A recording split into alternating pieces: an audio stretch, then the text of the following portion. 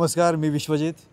आपल्याला माहिती आहे की न्यूज अनकटची टीम पुणे जिल्ह्याचा दौरा करते आहे. नगर परिषद आणि नगरपंचायतीच्या निवडणुका आता काही दिवसांवर येऊन ठेपल्यात आणि आत्ता आम्ही आलेलो आहोत संपूर्ण न्यूज अनकटची टीम शिरूर तालुक्याच्या ठिकाणी. आणि शिरूर या गावचं जे ग्रामदैवत आहे रामलिंगम ते आपण पाहू शकता.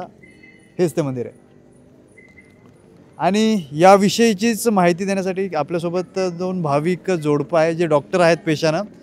या मंदिराविषयीची जी काही आख्यायिका आहे आणि या मंदिराविषयीची काही माहिती याविषयी थोडंसं आपण त्यांच्याकडनं जाणून घेऊयात. नमस्कार, न्यूज अनकटमध्ये आपलं स्वागत आहे. नमस्कार. तुमचं नाव सांगा दोघांचं आहे आम्हाला. मी डॉक्टर सुरेंद्र ढमढेरे, शिरूरमध्येच प्रॅक्टिस करतो. मी डॉक्टर सौ शोभावीर ढमढेरे, शिरूरमध्ये जिजामाता बागेजवळ प्रॅक्टिस करते. तर आम्ही शिरूर तालुक्याचा आता शिरूर शहराचा दौरा करतो. ॲक्च्युली निवडणुका आल्यात आपल्यालाही माहिती. तर हे ग्रामदैवत आहे शिरूरचं असं म्हटलं जातं. हो, हे शिरूरचं ग्रामदैवत आहे आणि आपण जे ते नगरपालिकेचं इलेक्शन आहे ते ॲक्च्युली गाव नाही आहे, हे गाव आहे. पण ते रोडवर असल्यामुळं त्याला घोडनदी म्हटलं जातं आणि हे रामलिंग शिरूर म्हटलं जातं. आता त्यालाही शिरूर म्हटलं जातं. आणि हे जिथं रामलिंग शिरूर आहे इथे प्रभू रामांनी लिंग स्थापन केलेलं आहे. जेव्हा ते श्रीलंकेला चाललेले होते तर इथून जाताना त्यांनी ते रामलिंग स्थापन केलं. पण त्यांचा एक नियम होता की ते लिंग सकाळी सूर्योदयाच्या आधी ते विसर्जित करायचे. मग असं कधी राहिलं तर ते राहून जायचं. तर हे ते लिंग आहे आणि इथे तशा तेवढ्या पॉझिटिव्ह वेव्स असतात. आणि इथे 12 ज्योतिर्लिंगाचे बरेचसे भिक्षुक वर्षातनं एकदा येऊन महारुद्र करून जातात. एवढं या स्थानाला महात्म्य आहे. आणि इथे प्रसिद्ध एक संत आहेत निळोबाराय म्हणून, तुकारामांचे शिष्य आहेत ते जे म्हणजे हां, तर त्यांचा जन्म या भूमीमध्ये झालेला आहे. हां, त्यांचे आईबाबा इथे भिक्षुकी करायचे या मंदिरात.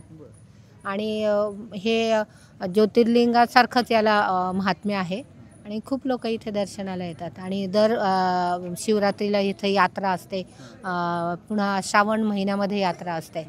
खूप भाविक येतात. आणि इथून भीमाशंकर इथून जवळ असल्यामुळे ते जायच्या रस्त्यावर असल्यामुळे भाविकांची नेहमीच इथे गर्दी असते.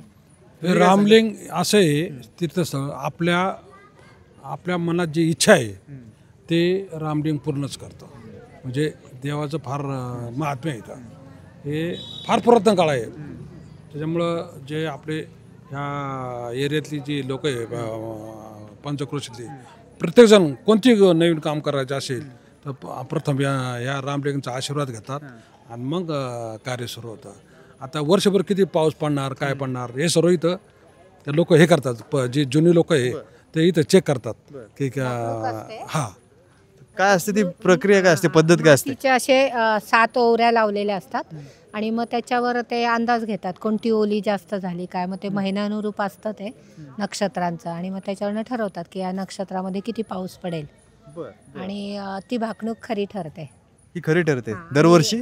दर महाशिवरात्रीच्या आदल्या दिवशी त्या घोडनदी शिरूरमधून पालखी मिरवत इथे येते आणि त्या शिरूरमधून बाहेर पडेपर्यंत नागदेवता दर्शन देते आणि त्यांना आम्ही त्या पालखीत घालून इथपर्यंत आणतो.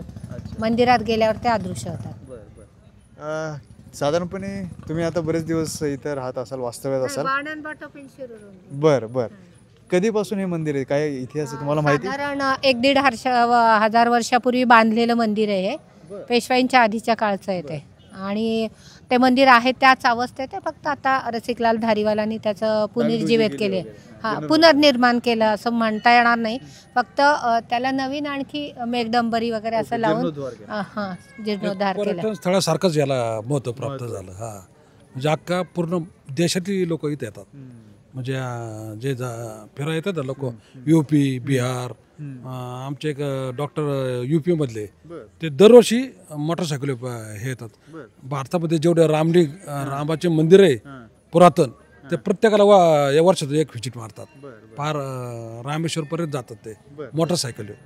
असं त्यांचं हे पण नक्कीच धन्यवाद. कारण की आपण पाहतोय की हे जे मंदिर आहे अशी आख्यायिका आहे की प्रभू रामचंद्र जेव्हा लंकेला निघाले होते सीतेच्या शोधासाठी तर त्यावेळेस जी लिंग त्यांनी जे शिवलिंगाची स्थापना केली तर ते हेच इथं एक मंदिर आहे ज्याचं खुद्द प्रभू श्रीरामांनी इथं स्थापना करण्यात आली. असं एक ऐतिहासिक आणि एक आख्यायिका, एक पार्श्वभूमी असलेलं हे मंदिर आहे.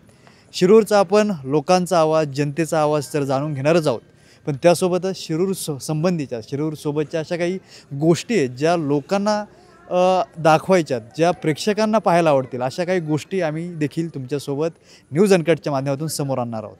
धन्यवाद.